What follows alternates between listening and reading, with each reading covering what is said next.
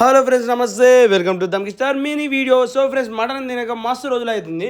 ఇక మా దివ్య కూడా మటన్ తీసుకురాబో చాలా రోజులు అవుతుంది ఇక తినక అని చెప్పాక జై అక్కడ నేను అవుతున్నా మన బండి వేసుకొని నా స్టాప్ చంపిన అంతర్గం ఊళ్ళకి వరకు పోయి నీ కథ పొందరు మటన్ కొట్టే మనిషి రాలేదు. మరి ఎట్లా అది ఇస్తే ముందర చెరువు ఉందన్నట్టు లింగపేట చెరువు ఆడ చేపలు పడుతున్నారని పోయే వరకు ఒకటే చేప అది కూడా వేరేటోళ్ళు కొన్నారు.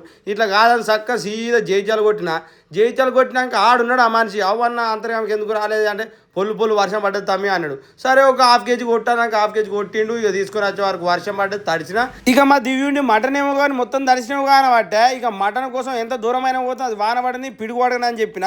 ఇక మా దివ్య అయితే మొత్తానికైతే ఉల్లిపాయ పేస్ట్లు అన్నీ రెడీ చేసి కూర అయితే అండేసింది. అండిన తర్వాత ఇక వట్టి మటన్ తింటే మంచిగా ఉంటుంది అని చెప్పి రోటీస్ అయితే చేస్తుంది అనమాట. మా దివ్య రోటీస్ మస్తు చేస్తుంది, సన్నం ఉంటుంది, ఒక్కొక్కసారి రెండు చేస్తుంది అన్నట్టు. ఇక మటన్ చూడరి, మటన్లో లాస్ట్లో కొత్తిమీర వేస్తే ఏ కూరన్నా కానీ ఫ్రెండ్స్ కొత్తిమీర లాస్ట్లో తగిలిస్తే ఆ టేస్టే వేరు ఉంటుంది. ఇక మా దివ్య ఒక దిక్కు రొటీలు చేసిన కొద్దీ నేను కాలుస్తా ఉన్నాను.